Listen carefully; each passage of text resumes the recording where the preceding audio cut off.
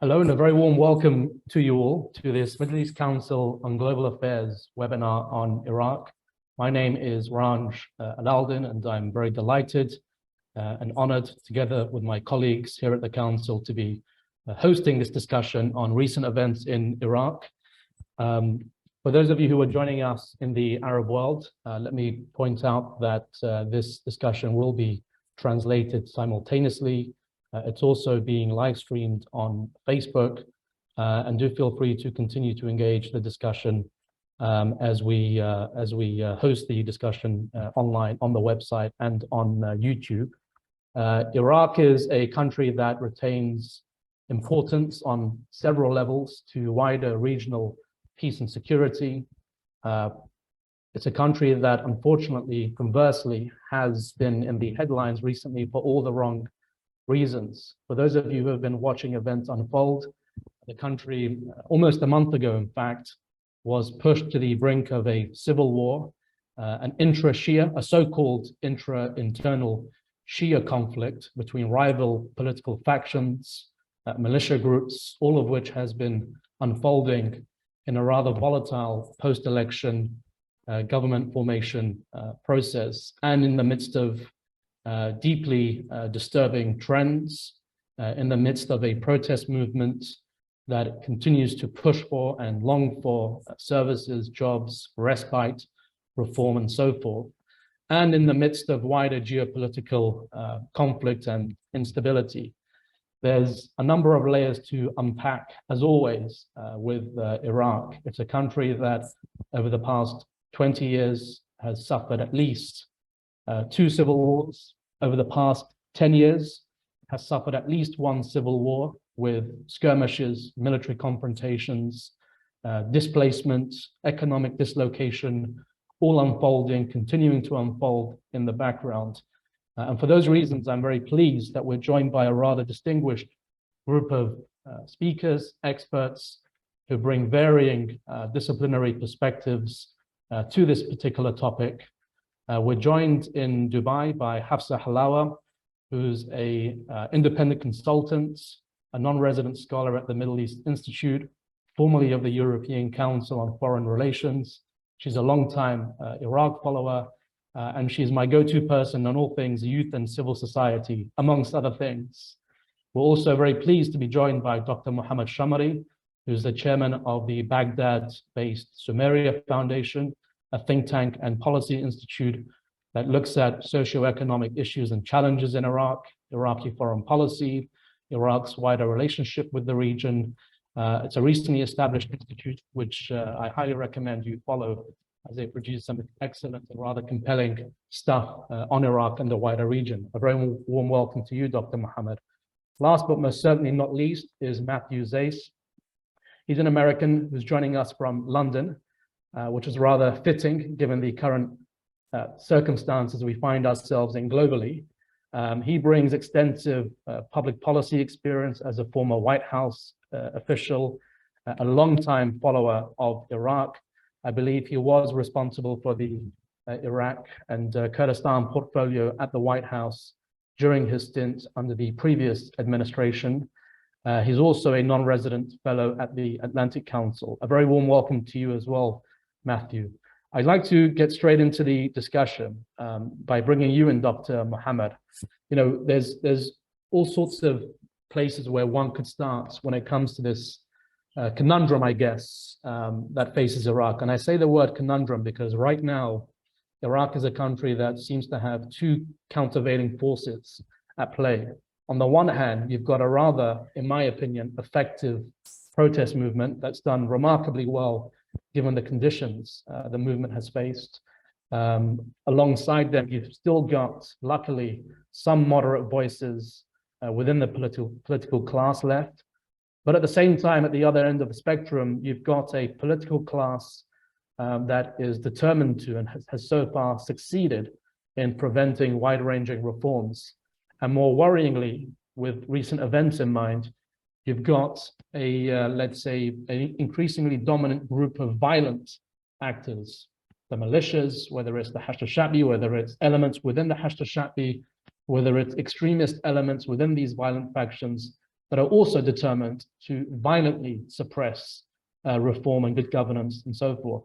I'd love to get your thoughts on the current situation as it stands in the aftermath of the rather worrying events that unfolded just a few weeks ago. The floor is yours, Dr. Mohammed. Thank you, Ranj, and thank you for the Middle East Council on Foreign Affairs for this excellent topic to discuss about the situation in Iraq. In Iraq, it's difficult to talk and predict about what is next. Any analysis maybe can last for hours, not even days. Today we have very important development. The Parliament again had its session and elected the speaker Halbusi and elected the deputy speaker who's from the independent MPs, which is very important development. From my point of view, I think the similar dynamics are interacting and influencing all the process in Iraq. Every time we have a government formation, we have a crisis for a long time. Maybe this time took a little bit longer, but even previously we had every time we had a crisis, a political crisis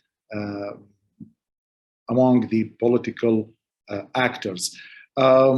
So this time the dynamics also returned to be the same regarding, for example, reaching a compromise. The recent agreement among different political parties minus the Sadrist movement, it's expressed the same compromise that every time they reach to form the government. But now we have the position of the prime minister. I think this is the main problem now in Iraq. Who will be the next prime minister? The framework, they have their own nominee for this position. It wasn't easy to reach this nominee, so for them it's very difficult to change, because talking about another nominee now means that all the ambitions of different leaderships in the framework will raise again, and the process of choosing another candidate will be very difficult. For the Sadrist, they insist on Mr. Kadhimi to be the next prime minister. So I think for the future, the same thing will happen again. So a compromise about political and economic, other problems we have, they reached, but they will again do the same thing regarding the candidates of the premiership by removing both candidates and bring someone who agree on, who both sides agree on. I think that what will happen, but maybe it will not be easy to reach this point. The Sadrist, like today, their followers are also they are trying, actually till now, as I know, they are trying to protest, or let's say make kind of pressure to prevent, or to show that they can prevent any other moves forward, but for this time they couldn't. What I am concerned about is maybe we will witness some violence. I believe that it will not be similar to what happened at the end of August, but a few minutes ago, we had Katyusha from Sadr city on to the green zone, and maybe some other violence, let's say, activities, but I believe it will not be a wide confrontation. They will continue to try to prevent any further moves, but I think different political parties will move forward to choose first to choose the president, and it is I think it will be the main problem now, the main obstacle now. But then they are also taking a little bit space to maybe convince the Sadrs to join, to reach a compromise about who will be the next prime minister. Thank you. Thank you, Dr. Mohammed. That's very helpful indeed in terms of setting the scene. But a very quick question to you, Dr. Mohammed, is I mean, are you less optimistic than you were 6 months ago, or even 3 months ago, in fact? And are you confident that this conflict can be contained if and when it does erupt again? Because it sounded like you're not particularly optimistic in terms of it not interrupting. You do believe it will erupt again, but you are optimistic that it can be contained and prevented from turning into a full-fledged civil war. You know, I'm always optimistic about the future, maybe for the long term. I believe that there is a new generation will take lead soon. I always talk about that, but maybe the way will not be easy to reach this point. What is disappointing for me is that there's no any party, any side of the conflict. They have a vision for the next stage.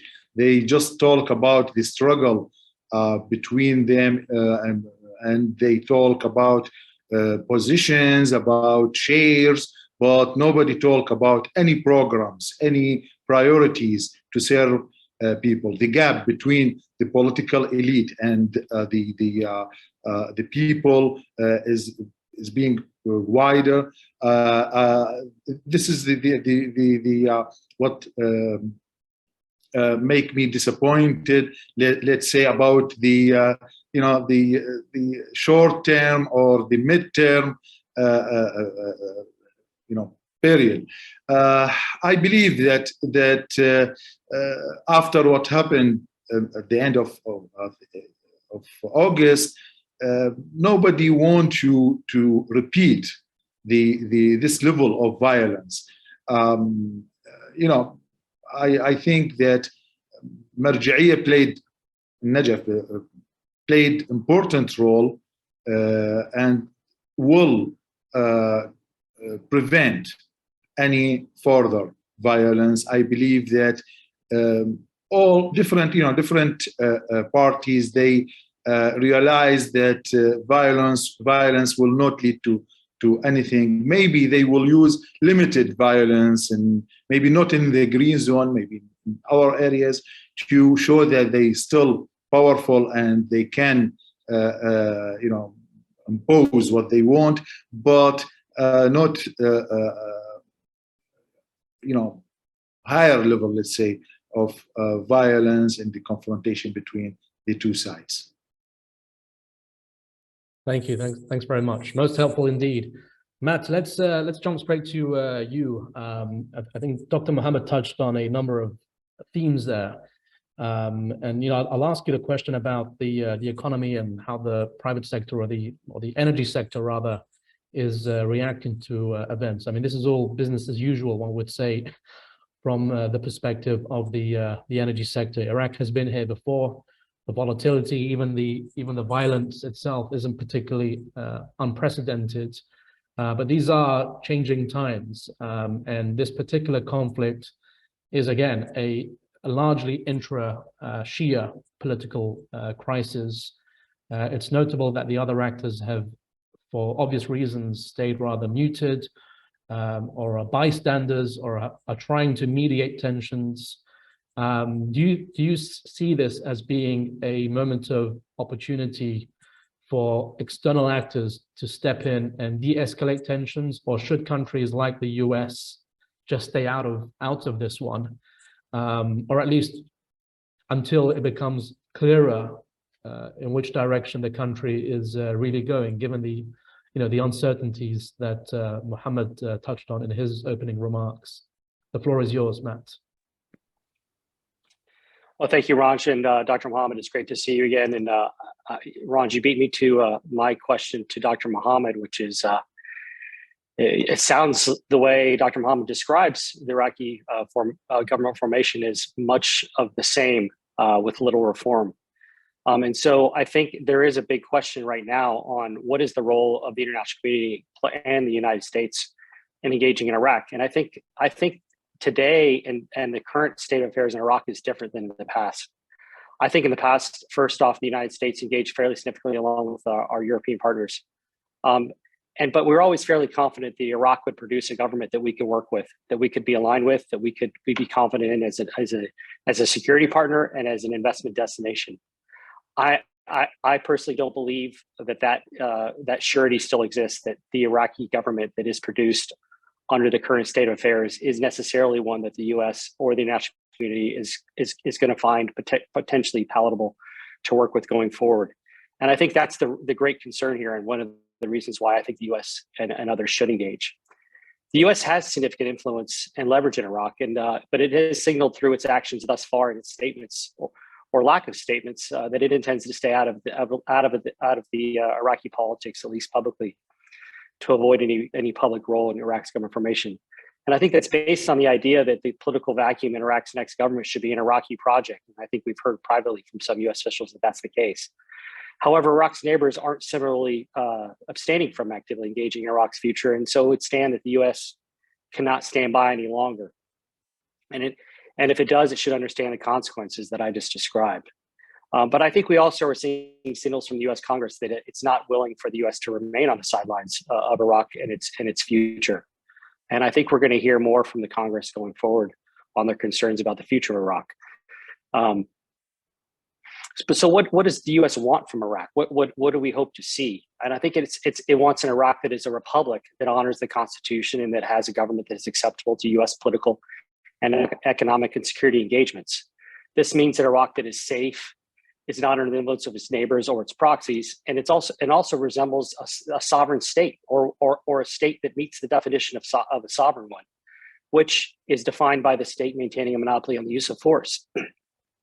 But as we have seen, perhaps even just today, as Dr. Mohammed mentioned, the 3 Katyusha rockets falling in the green zone, that's just not the Iraq that we know of today. So it would stand that the U.S. would need to actively engage to preserve what federalism still exists in Iraq and to shore up Iraq's sovereignty that's been eroded so significantly over the last several years. So what should the U.S. do? And the U.S. should do a number of things, and much has been made of the energy situation, which is certainly something we could discuss. But it's also important to remember that the guardrails that we need to preserve Iraqi sovereignty. We've had a 2 decades long partnership for security with Iraq. But there's still and possibly more security forces in Iraq that are not under the state control than there are under state control. And so that seems to be a condition that's probably unacceptable, not just for the Iraqi people, but for the international community at large. And so that the U.S. has a role and I think a voice to say that the U.S. demands that all armed forces are brought under the control of the government and the prime minister. And that's a fairly low bar, but one that Iraq has yet to achieve, especially in the last several years. And then there's also this discussion that the U.S., because it's no longer an air quotes occupying force, that it has little leverage. And even if this is the Iraq that we envision or that the U.S. hopes to see in the future, that there's little that the U.S. and others can do about it. And I think the facts as they stand on the ground just don't support that idea. And principally, what I mean by that is that it's not as well understood, but the Iraqi economy is essentially remains completely dependent on the U.S. Federal Reserve and the Department of Treasury, and the transfer of physical banknotes that supports the entire underlying financial institution and architecture of the Iraqi economy. So there is a significant amount of economic relationship that Iraq is dependent upon for the United States, and it's one that the U.S. always maintains leverage for and has before. And also believe that the U.S. continues to have a role in facilitating the energy developments in Iraq, and it also has a role in incentivizing that. And particularly over the last several years, the U.S. continues to grant Iraq waivers for the importation of Iranian gas and electricity and the payment to Iran for those imports. And essentially what that means is if the US decides that the progress in Iraq is not acceptable, then it could impose penalties, not just on Iran, but also on Iraq. and then I think finally, I think the US and the rest of the international community would hope that Iraq becomes an investable destination, because I'm going to say something that will be controversial, but I think that there is the real possibility of what we would call the Hezbollahization of Iraq, and Iraq and all the problems that it has will resemble many of the problems that exist in Lebanon. And I don't think it wants that fate in a situation where in Washington every year there's a huge debate on whether the U.S. can even be a security partner with Lebanon anymore. So it's got to be an investable destination, and much has been made about the climate crisis in Iraq.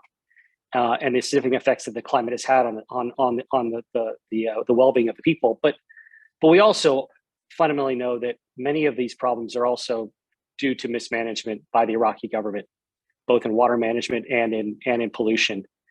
And if Iraq hopes to solve its energy crisis, if it hopes to capture gas, if it hopes to not be the second largest flaring country in the world, it's going to need significant international investment. And I'm afraid that the current state of affairs in Iraq is not posturing itself to be that. Ideally, the U.S. can engage itself so that we can envision Iraq that sort of meets these parameters and remains a partner going forward. Thank you. Thanks very much indeed, Matt.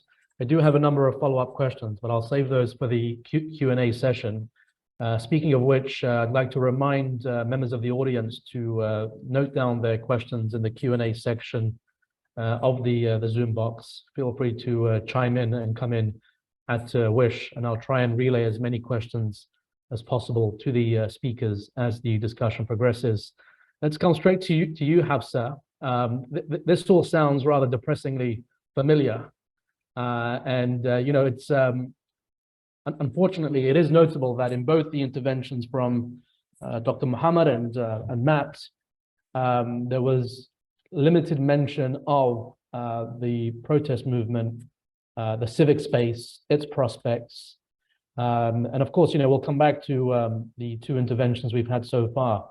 But I'm hoping for something a bit more, let's say, enlightening when it comes to that particular landscape, because I think that's in a way how we have come to where we are right now in Iraq. It was the 2019 protests that were transformational, that has, let's say, jolted the country into a direction of uncertainty, but also hope. So I guess this really depends on the glass half full, half perspective approach to a lot of this. So I'd like to give you the floor for your thoughts, and I'll stop there. You've asked me for a glass half full perspective. Just let that be on the record. Thank you, Ranj. Thank you to the Middle East Council for having me. It's a pleasure to join Matthew and Dr. Mohammed.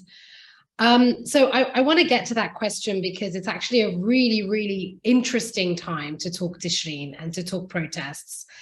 But before I do, I wanted to not respond, but sort of, you know, look at the overarching question that you presented for this webinar, which is, can Iraq, you know, avoid conflict?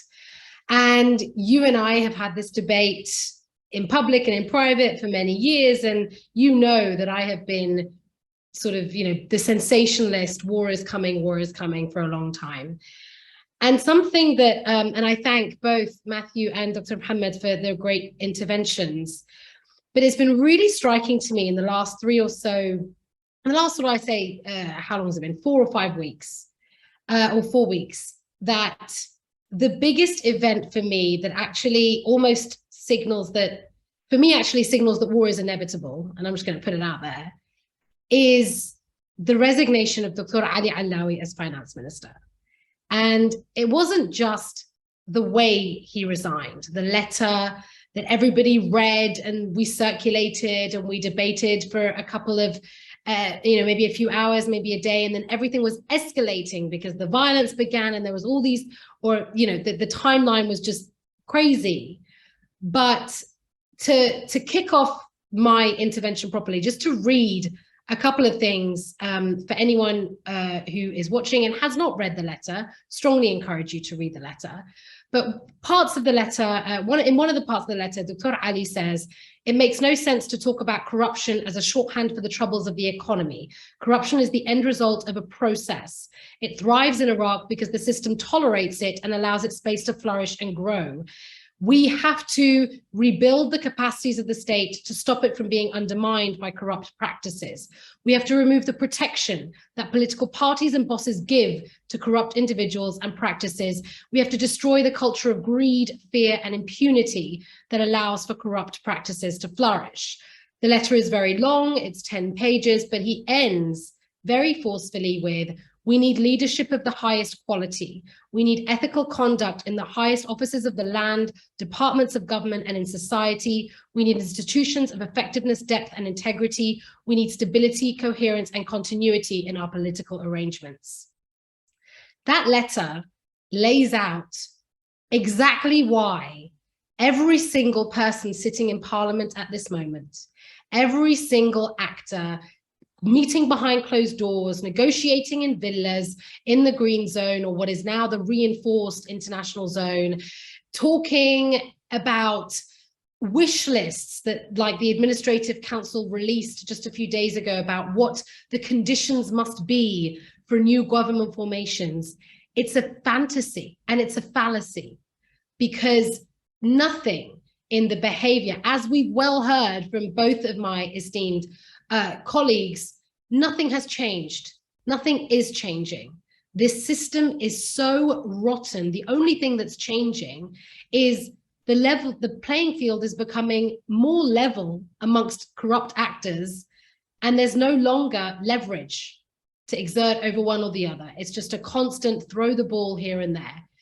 And the reason I raised Dr. Ali's letter is because arguably there has been nobody in recent years in government in any position of management or power with integrity, honesty, a true passion, desire, and willingness to better the country and better the lives of Iraqis, quite like the finance minister.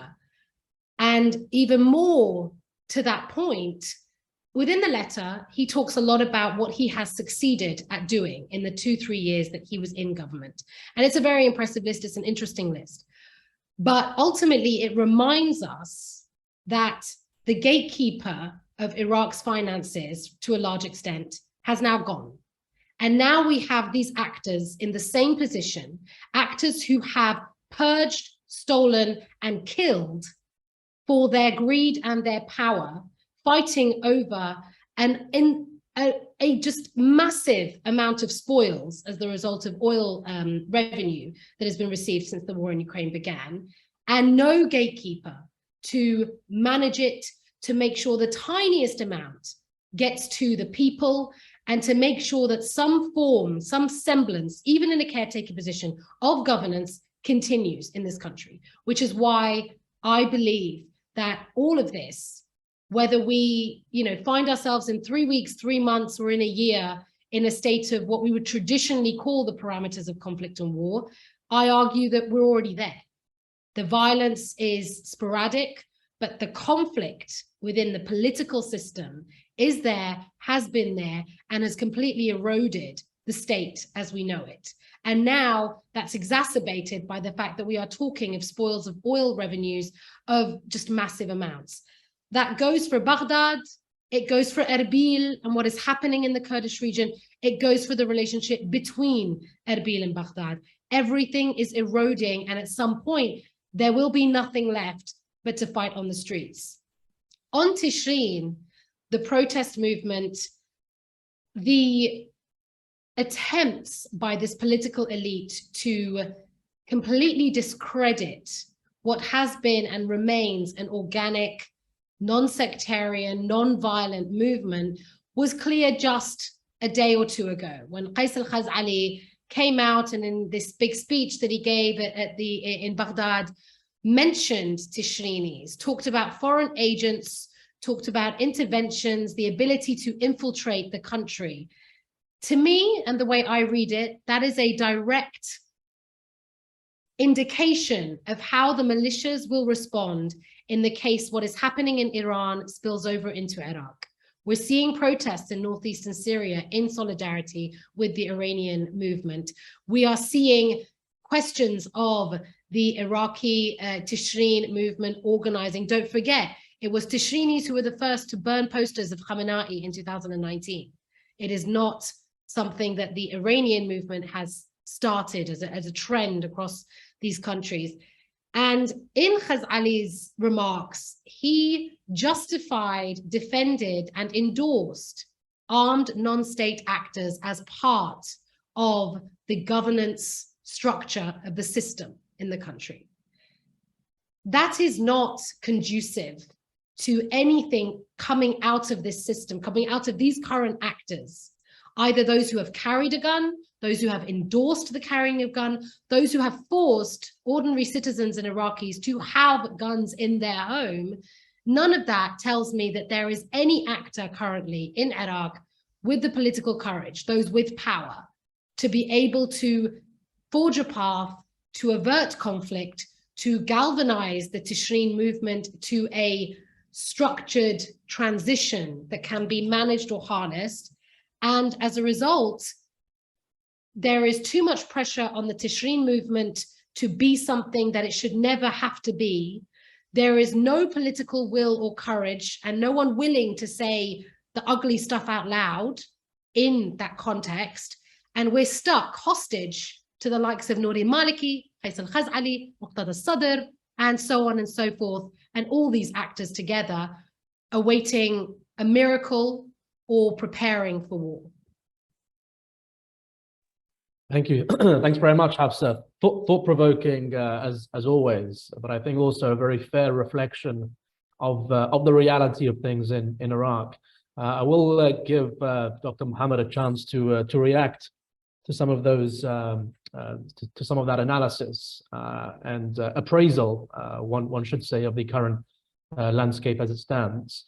But is it fair to say, Hafsa, that you're not particularly optimistic and that re-escalation cannot be prevented? I mean, you said something rather striking, that at some point, all that will be left is a war on the streets. At some point, the resources simply won't be enough to go around. The pie cannot continue to be sliced into different pieces. And that equilibrium of power that was so essential to the post-2003 political order will not only be disrupted, but potentially distinguished altogether. Is it fair to say you're not optimistic that re-escalation can be prevented and that there is no light at the end of the tunnel between now and the next however many years, whether it's 6 months, a year from now, or 5?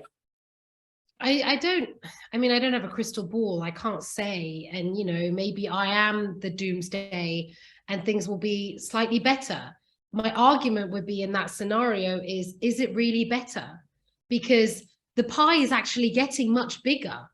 And that's kind of the problem. The bigger the pie gets, the more they fight, because they're so intent on taking everything that basic services have run aground.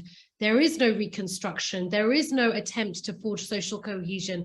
There is no attempt to provide any semblance of what the state should provide: education, basic services, hospitals, sanitation, water, the climate crisis, what we saw this summer. These shocks are only going to get worse and worse. International aid cannot plug that gap.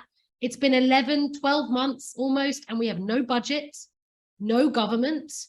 And now we're pitting, we're taping things over, which arguably Iraq has been doing for the last 3 or 4 years since it emerged from the ISIS war, and it just cannot sustain. I mean, whether it's low-level forms of violence between communities, or it becomes this something that is a more well-understood, full-fledged civil conflict, it seems, it just feels like there is no light. I don't see it.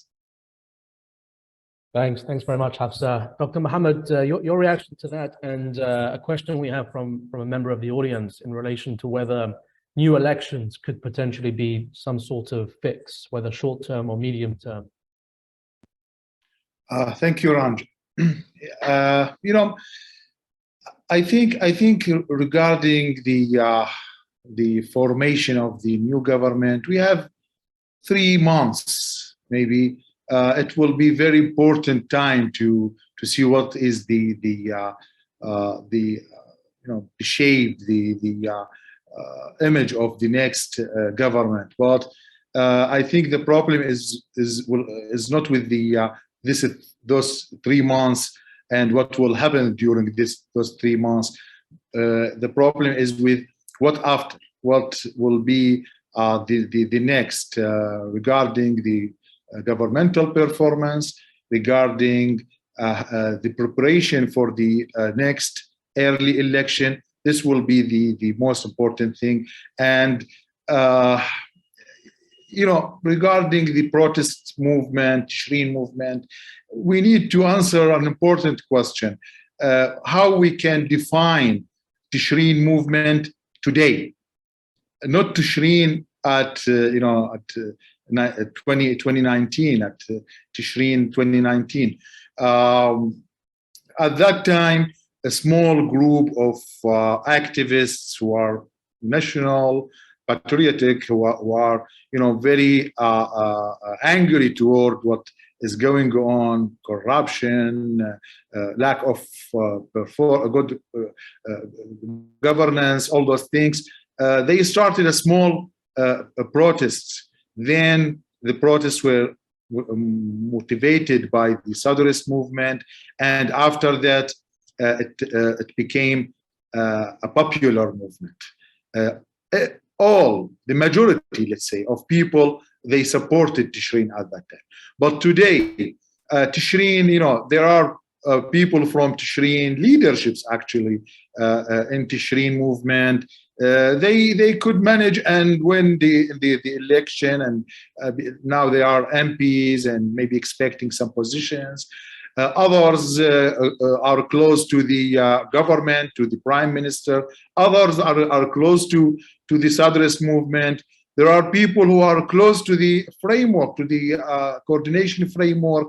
And those maybe who started the movement in the beginning, they are either silent or they are outside the country because of some circumstances. So are we expecting something in next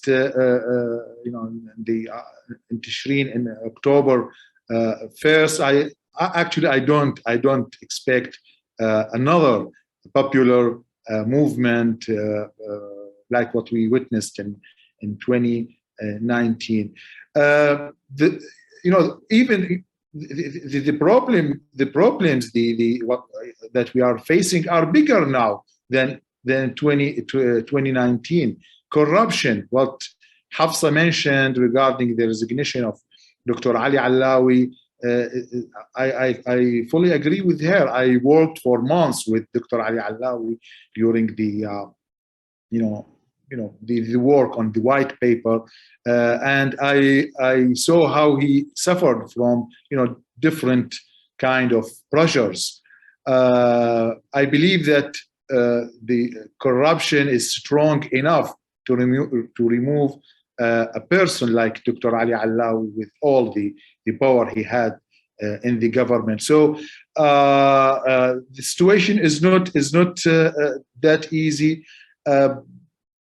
and the solution also are not easy.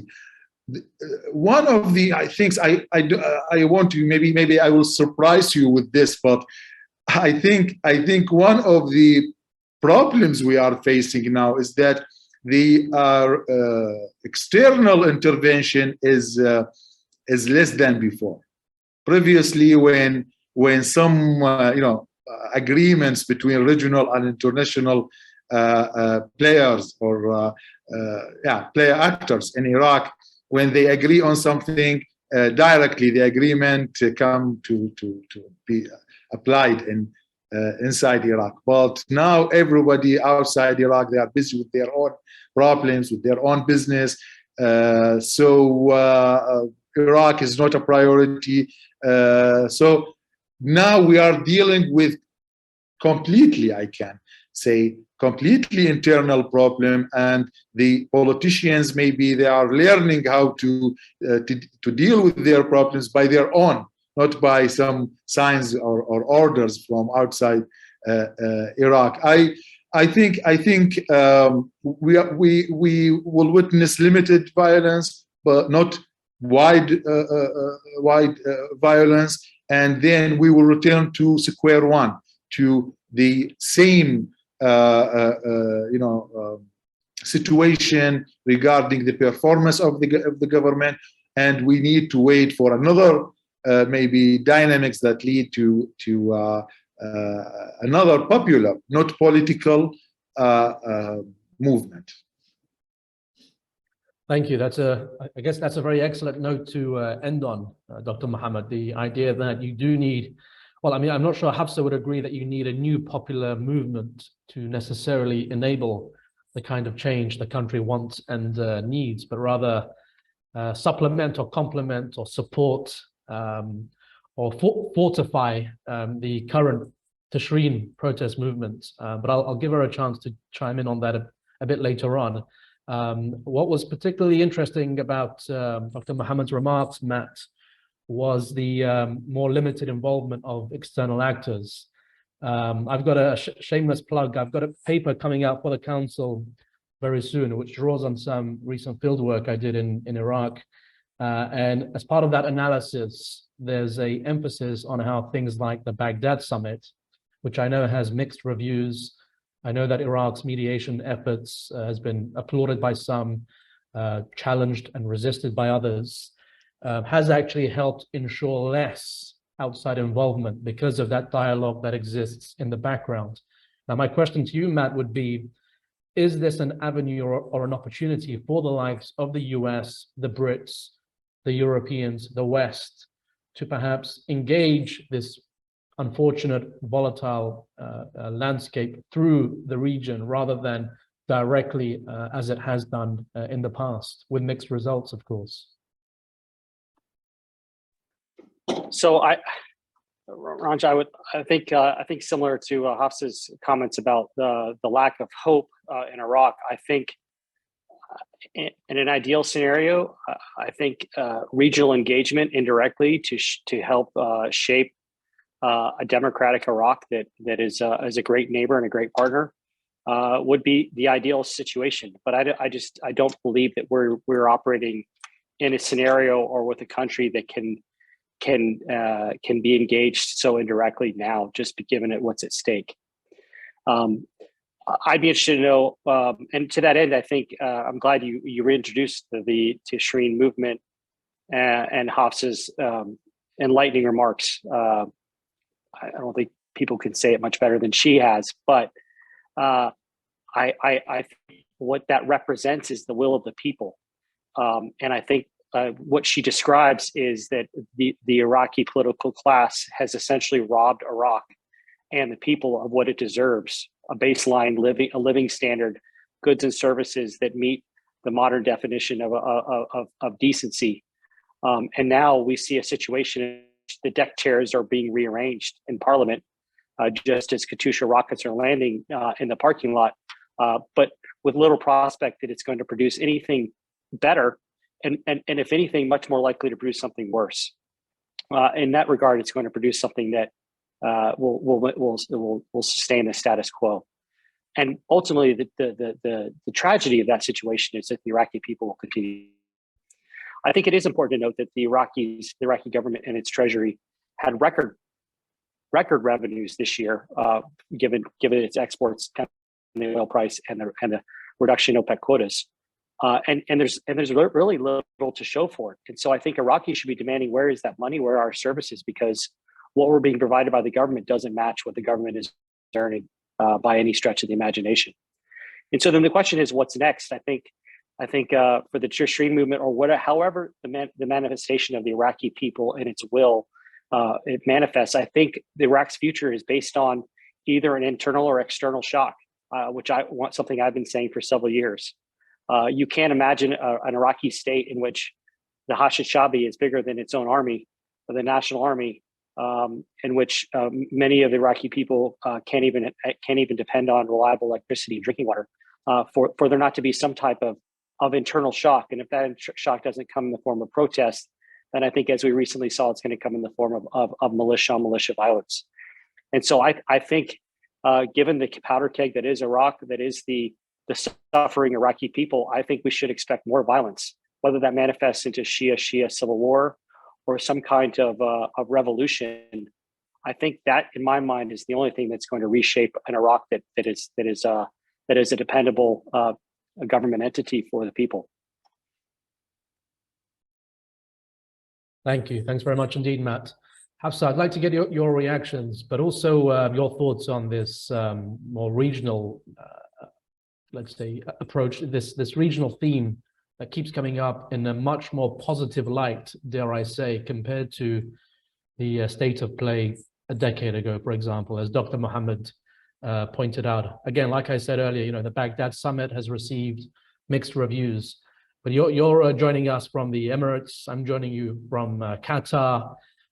There's all sorts of interesting things happening in the background when it comes to GCC Iraq engagement.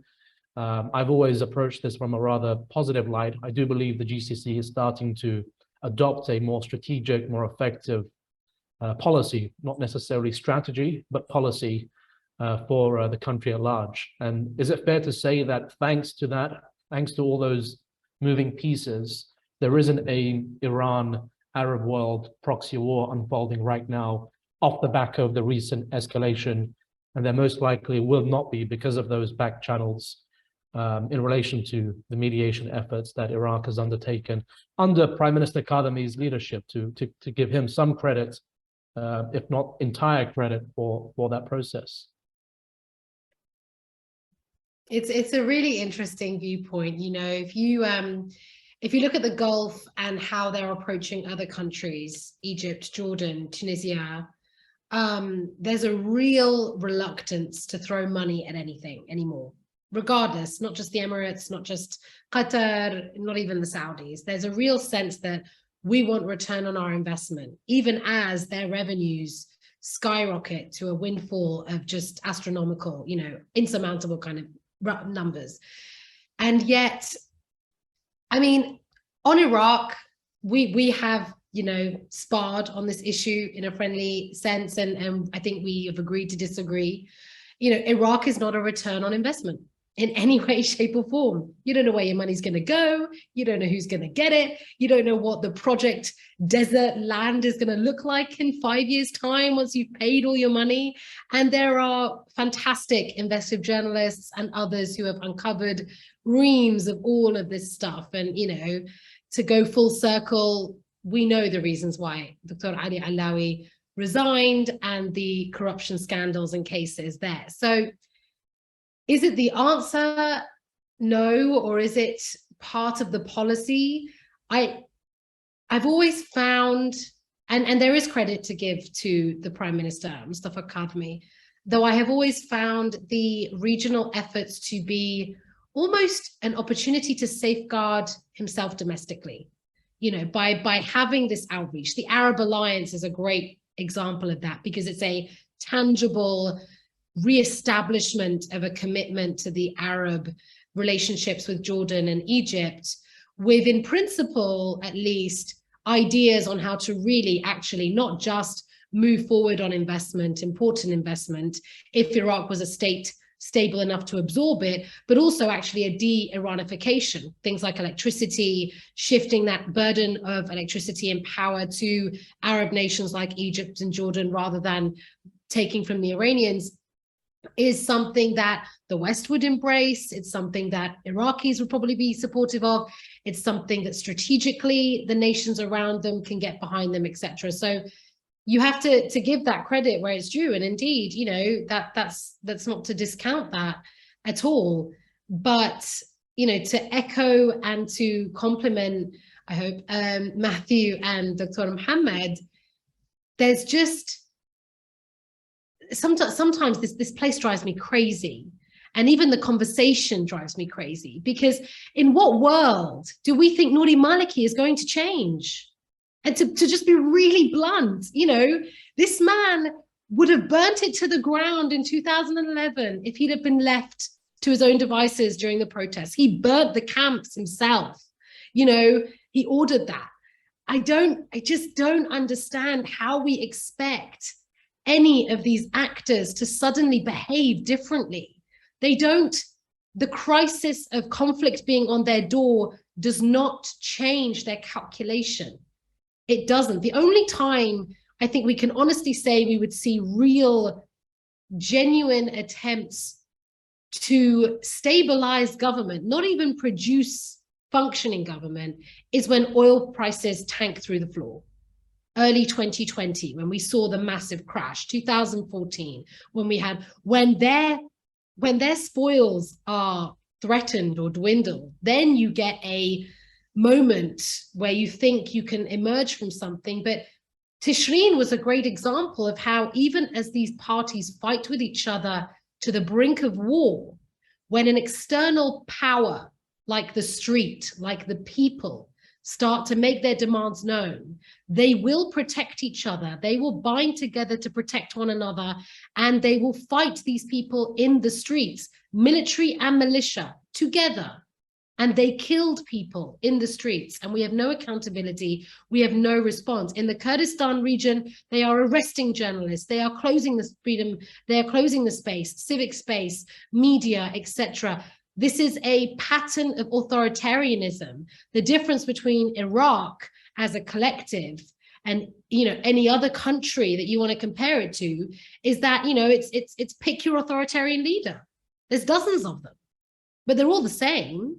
They're no different to Qais Said in Tunisia or Haftar in Libya or anybody else. It's just that we're talking about dozens of them. So what do? Do you play whack-a-mole with them? Do you organize a movement and wait for Sadr to co-opt or the Hashd al-Shabi to kill you? What are the, I mean, I hesitated before joining this discussion because I don't know that I can be useful anymore on Iraq or to the movement or to the rights community, because at this point in time, I'm out of recommendations. I'm out of answers. I don't know what can be done anymore. I don't. I'm sorry. Thanks, Hafsa. I'm sure Dr. Mohammed has a few ideas about what can be done. Is it fair when Hafsa says Iraq, you know, the political class should be categorized as one and the same? I mean, I personally, again, personal opinion, would say there are individuals that are more, let's say, more moderately disposed to deal with crises. And I think it does make a difference if a politician is averse to using violence to suppress, let's say, a movement compared to one that isn't. I think that is an important and marked difference. So perhaps that could be one of the ways we could create distinguishing lines between the various political actors. And Dr. Mohammed, as a long-standing advisor to Sayyid Ammar al-Hakim, I know that he's been engaged in mediation efforts, reconciliatory efforts since the election was concluded. So it'd be good to get your reaction and thoughts in response to what Hafsa has just said. Seems that Hafsa is very disappointed, is very upset about the situation in Iraq. I think it's not that kind of, you know, dark image about the situation in Iraq. I think Iraq is developing socially, even economically, and politically. I think there is development, and this development one day will influence the whole scene, the whole political scene in Iraq. There is a kind of struggle between the change powers and the anti-change powers now in Iraq, and it's normal to see such, using of violence, the propaganda campaigns, all those negative things and negativity that spread, those things spread in Iraq. But also you need to come and see the initiatives of young people with their business and in different fields, music and social initiatives. I think Iraq is developing, and this is the price of democracy. Iraq is I think with all the problems we are facing, Iraq is a democratic experience, let's say, in transition, in other word, in the region. And we are learning, depending on ourselves and to solve our own problems. It's something for Iraqi politicians, something new.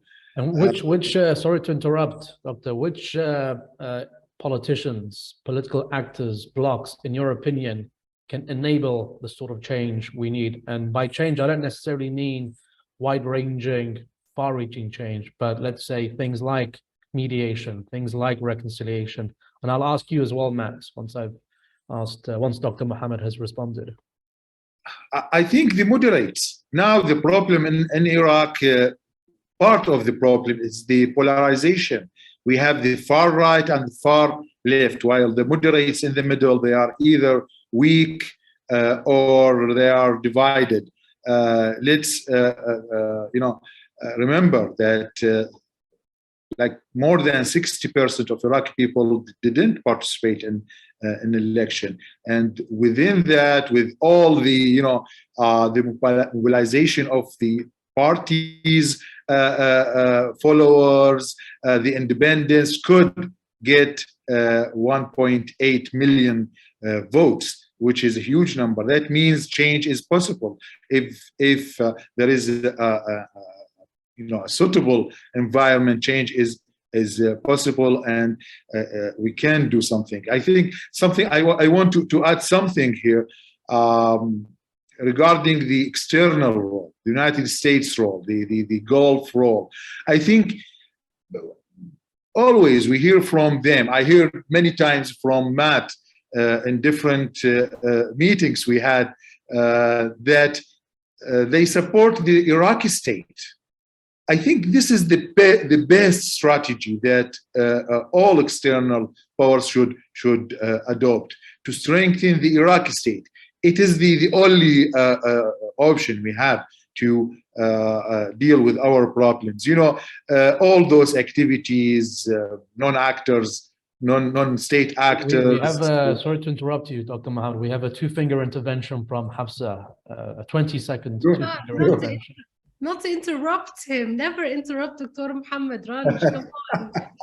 I just wanted to say on this note of the electorate and voting and things, and I completely agree. I mean, the voter apathy is a massive indicator. But one thing that we haven't talked about either in the context of Tishreen or the political change is the demographics, and 65% of the population is under 30. Iraq is one of the youngest countries in the world. It is, an incredible, a country where most of those under 30 have never lived anything but this: violence, conflict, government dysfunction, corruption. The list goes on. The problem being is that we look to Tishreen as the answer. And we cannot look to this movement as the answer. It's not intended to be the answer. And that's why I feel like, that quest for, people like Dr. Mohammed to go into politics and, be an actor that we can work with and rely on. You're right about building the state, but I just don't know where we find these people. I think even those who use their out of the state power against the state, they are learning how, or they are being pushed to commit to the state. Recently, I can see kind of rationality in some behaviors, political behaviors, from those who we always talk about them, that they are not committing to the state.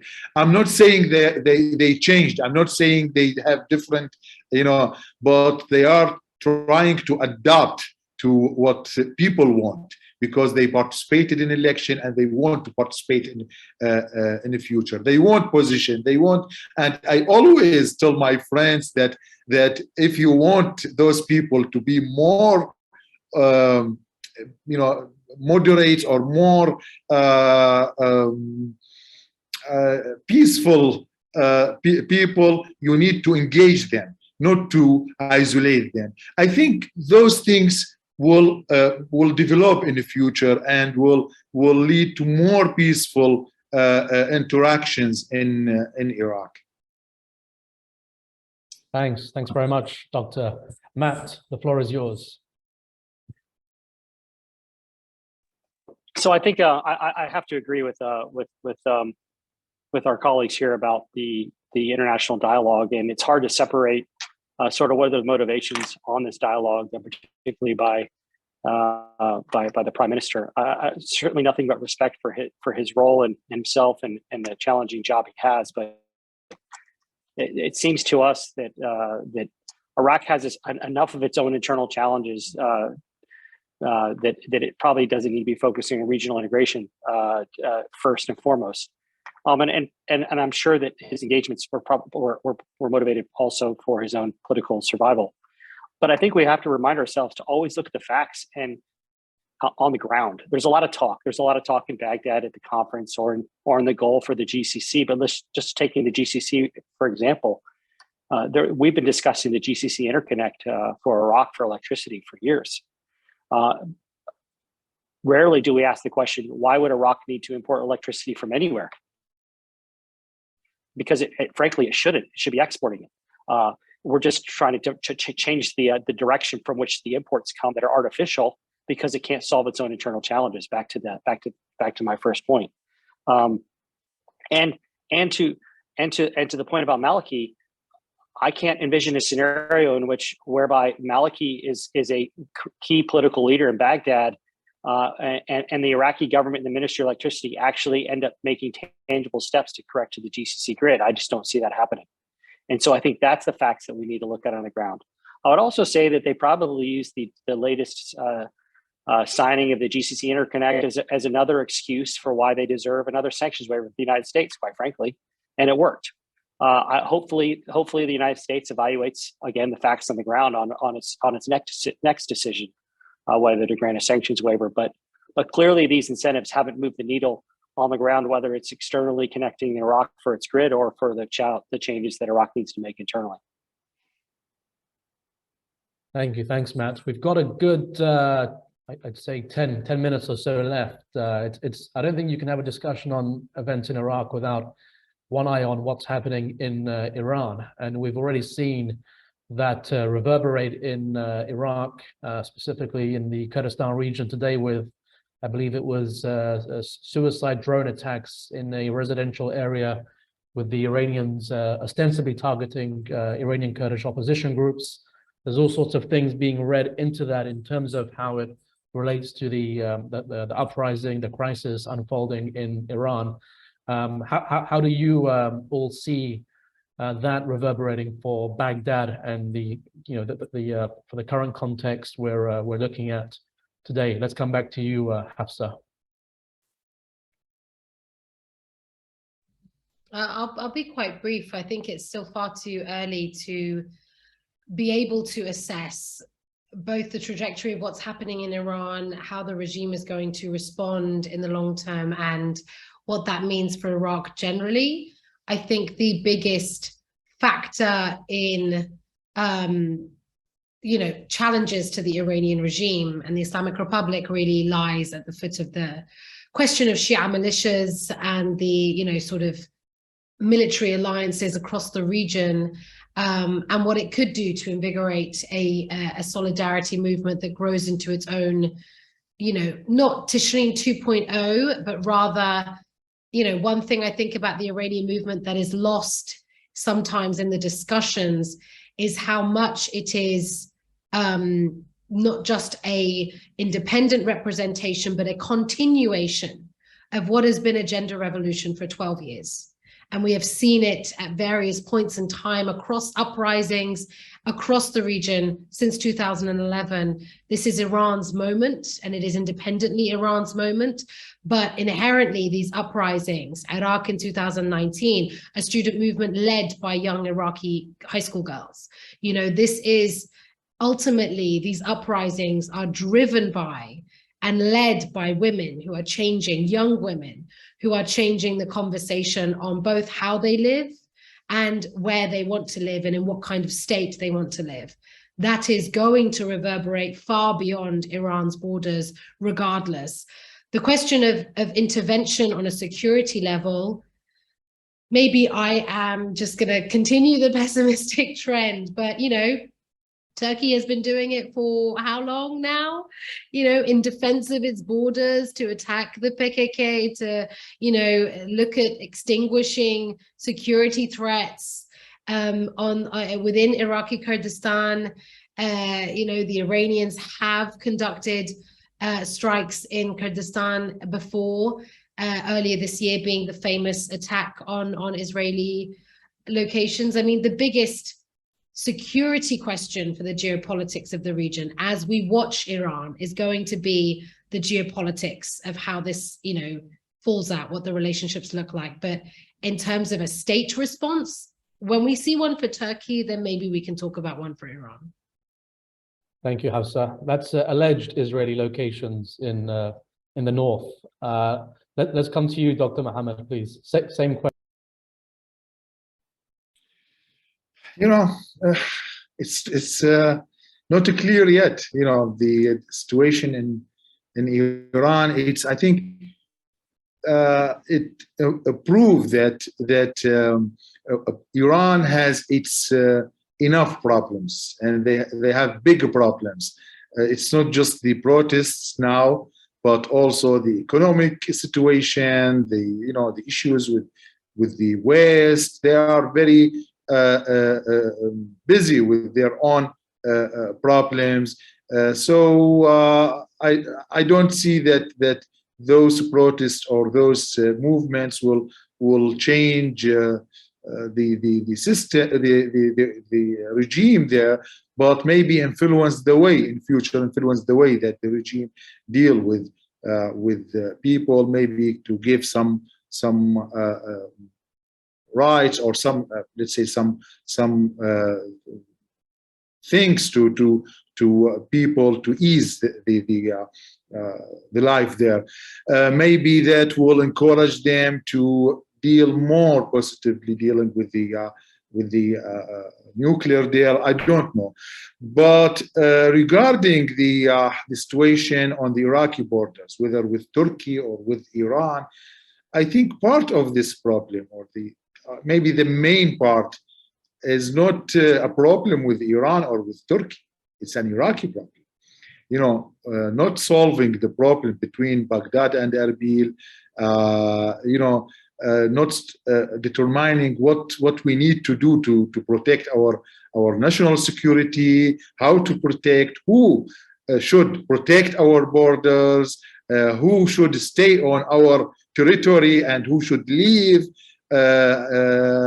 Constitutionally, it's forbidden to allow any activities against the neighbors from Iraqi borders, BJAC or PKK, or I'm not saying that I'm with or against. It's not my specialty, but I think we need to use Iraqi standards to deal with those groups and to remove any justification that our neighbors use to attack our territory.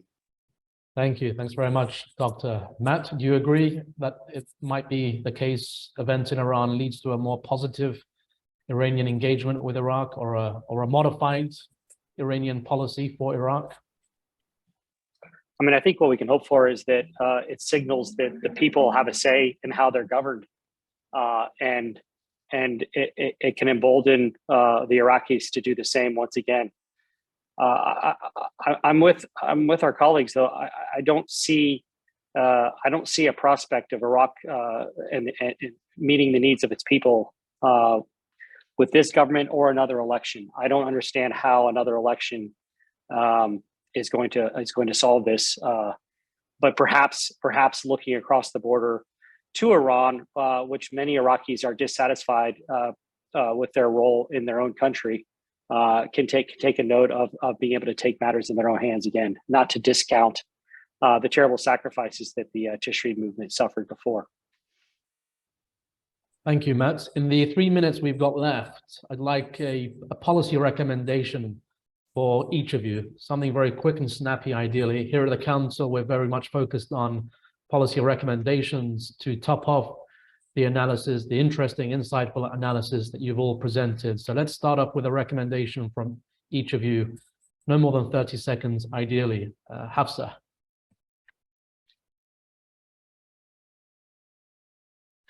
Don't start with me. Don't start with me. Come to me last. Dr. Mohammed. I would say, you know, supporting state institutions and be patient with Iraq. Iraq is a big country, and there is serious change in Iraq. I think what some states are doing, some embassies even in Iraq are doing. The U.S. ambassador now is more dealing with the you know, economic, social, cultural activities more than security activities. Supporting this kind of ties, of relations, will help Iraq be more stable, more, let's say, peaceful, and will also ensure the interests of its neighbors and the United States and the West, all the international powers, whether in energy or regional role. So supporting state institutions is the key to stable Iraq and prosper Iraq in the future. Thanks very much indeed. Matt? Yeah, I think the United States could easily remind Iraq of the way in which the U.S. Treasury underpins the Iraqi economy and ask for a seat at the table on necessary political reforms that will disincentivize the significant corruption, hold Iraqi political leaders accountable, and also demand a seat at the table to negotiate a constitutional settlement between Baghdad and Erbil, and ideally a settlement between Baghdad and Ankara. Thank you. Thanks very much, Matt. Hafsa?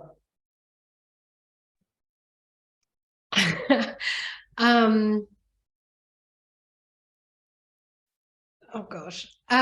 So for me, the only space that is urgent enough that there may be some political will to actually work with the international community in Iraq would have to be climate. Both environmental policies that need more transparency and addressing within the government, poor governance in that sense, but also an understanding of climate change, defenses, mitigation, adaptation that needs to be conducted. Supporting civil society, ensuring that Iraqi civil society is in your global climate spaces, is in your global climate conversations, having donors ensure that parts of their funding earmarks Iraq as a civil society target country to support in furthering climate policy and research. It is the country that at this moment in time is going to be the most affected within this region, the Gulf region. So to focus on that and empower these actors to be able to influence policy at home. Well, that's a fabulous note to end on, Hafsa, because I was hoping somebody would mention climate change. I was hesitant to bring it up because I knew it would divert us away from the interesting discussion we were having on the politics and the geopolitics. And on that note, you know, this is the end of the webinar, unfortunately, but not the end of the discussion. Here at MECGA, we'll be continuing to engage Iraq and the region, hopefully with in-person events and other initiatives over the coming period. I'd like to thank members of the audience for joining us. Thanks very much for your questions. For those of you who missed parts of the discussion, please do check out the video, which should be posted at some point within the next 24 hours. And of course, a huge thank you to all our speakers for making time today to join us. And I hope I can host you all in Doha in the very near future. Thanks very much indeed.